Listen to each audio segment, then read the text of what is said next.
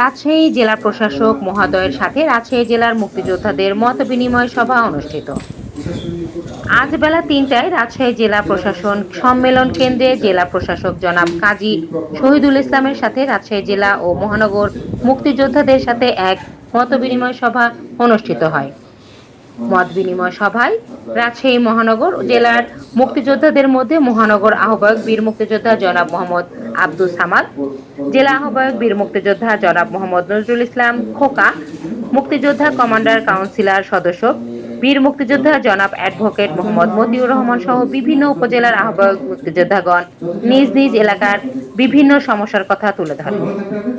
জেলা প্রশাসক মহোদয় মুক্তিযোদ্ধাদের সমস্যার কথা অত্যন্ত ধৈর্যের সাথে শোনেন এবং যত দ্রুত সম্ভব সমাধানের আশ্বাস প্রদান করেন। গোদাগাড়ী উপজেলার কমান্ডার তার উপজেলায় মাদক ব্যবসা নিয়ন্ত্রণে প্রশাসনের সাহায্য কামনা করলে জেলা প্রশাসক মহোদয় নিজে উদ্যোগ নিয়ে মাদক ব্যবসা এবং মাদকাসক্তের বিরুদ্ধে কঠোর ব্যবস্থা নেবেন বলে আশ্বাস দেন।